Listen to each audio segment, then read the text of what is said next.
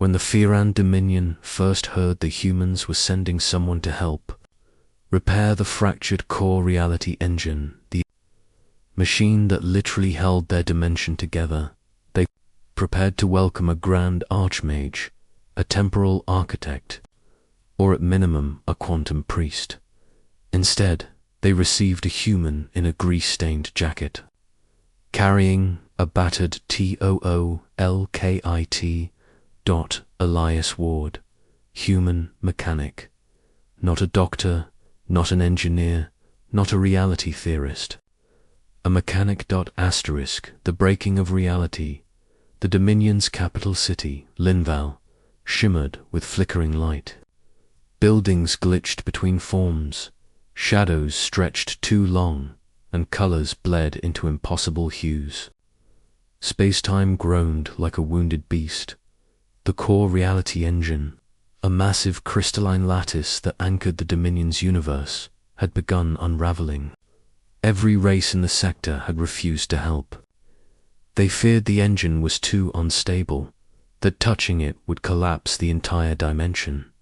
Everyone except the humans.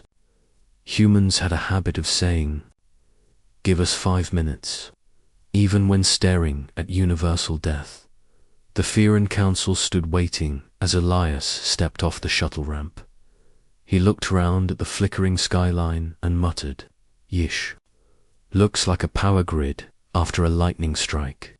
The Counselor of Ethereal Science, a translucent being named Votherin, blinked in confusion. "You are the expert your species has sent." "Yup," Elias said, lifting his metal toolbox. "Got everything I need right here."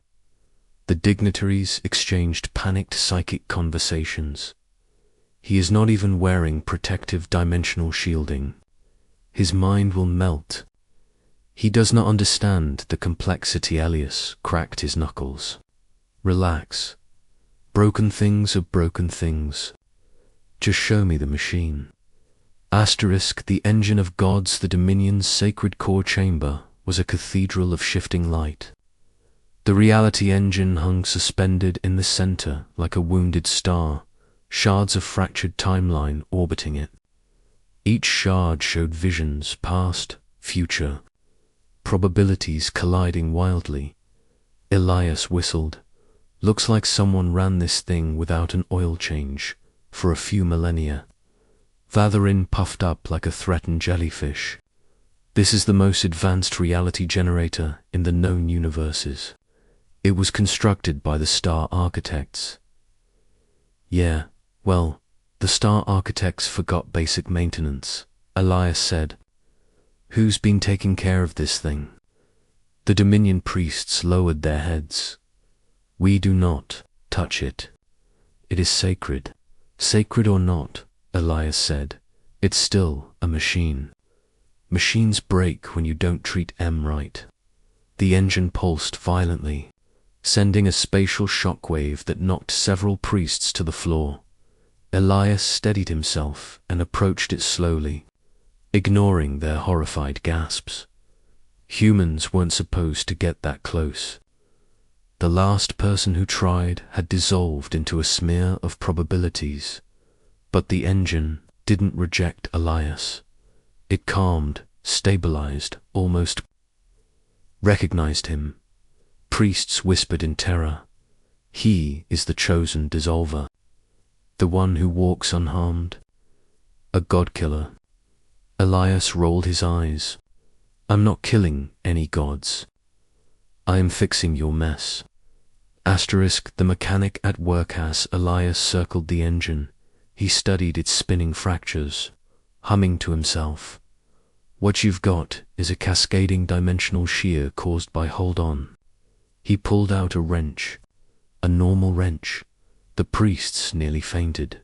"You intend to strike the engine with a primitive metal tool?" Elias shrugged and tapped lightly. The engine rang like a bell, one out of tune. "There it is," he said. "Misaligned quantum channels. Someone shoved in a replacement crystal that doesn't match the old serial numbers." The priests panicked. This must be sacrilege. No mortal can understand the engine. Stop him before reality unravels. Vavarin raised a hand to halt them. Observe, he whispered. He has not perished, not even warped. And indeed, Elias moved like he'd repaired this exact machine 1,000 times. He opened a panel, pulled out a cracked stability node, tested its connections. Then he sighed. You used a third-party part. Of course, it overloaded. Vavarin winced in shame. It was cheaper. Yeah, Elias said. And it almost exploded your universe. Congrats. The human mechanic rummaged in his toolbox and pulled out a pack of connectors. Good news is, humans have been patching up mismatched systems since we invented duct tape. Asterisk the crisis peaks, just as Elias began installing replacements. The engine shrieked. Shards of reality burst outward. A tear split open above them, a rift showing a howling void. The city outside flickered like dying neon lights. Citizens screamed as gravity inverted and time loops trapped entire streets. A priest cried, "The engine is rejecting the mortal. He is invoking annihilation." But Elias didn't run. He walked right up to the core, put his hand on it, and whispered calmly, "You're okay. You're not broken, just neglected." The engine pulsed, responded. Dimensional storms stopped mid-dash roar. Time resumed normal flow. Elias smiled. See, machines like when you talk to them. Vavarin stared in awe. How does a human achieve rapport with a reality engine? Elias shrugged. I had an old 42 hovertruck once.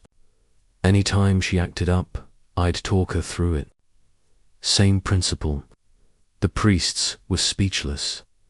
He reattached crystalline conduits, realigned the fractured lattice, adjusted temporal gears by hand. Every action should have killed him. Every adjustment should have warped his body across 10 timelines, but the engine treated him gently, like it trusted him. Asterisk the final fix. When Elias reached the last panel, he grunted, "Well, here's your main problem." He pointed to a gaping crack in the central reality core. Somebody overloaded it, pushed it past capacity.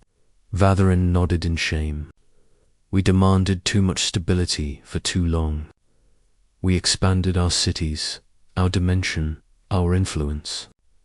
And the engine bore the burden. Yeah, Elias said. Machines don't complain. They just break. He opened his toolkit one last time, pulled out a simple fusion welder, stepped back. The priests scrambled away. Elias welded the fracture, restoring the lattice line by line, humming a human folk tune as he worked. When he finished, the engine glowed with stable, warm light. The distortions vanished, the rifts sealed. The Dominion dimension took its first normal breath in centuries.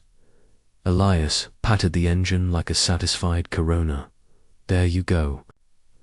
I'd recommend a tune-up every 10,000 cycles, and maybe don't shove random parts in next time. Vavarin fell to his knees. You saved our reality. Elias blinked. I fixed a machine. Big difference. No. Vavarin bowed his head deeply. In our records, humans will forever know you by the name Godkiller. Why the hell Godkiller? Elias asked. Because Vavarin said this engine was our god, and you walked up to it with a wrench and made it obey. Elias groaned. Oh, great. That's gonna look real weird on my resume. Asterisk, departures. He boarded the shuttle back to human space. The Dominion gathered in a colossal crowd, chanting his name, offering gifts, even building statues. Elias waved awkwardly. I just did my job. Seriously. It was a maintenance issue. But the Dominion recited ancient prophecy as he left. The God-killer comes not to destroy, but to set right what God's left flawed. Humans were already laughing. Bro, they called you a God-killer. You fix one universe, and suddenly you're a deity. Tell command you want a raise. Elias rubbed his forehead. I swear, next time someone's universe breaks, I'm sending a manual. But secretly, he smiled. Because even across galaxies, across species, across dimensions, a mechanic is still a mechanic, and every machine, even one that binds reality, just wants someone who cares enough to fix it. Asterisk.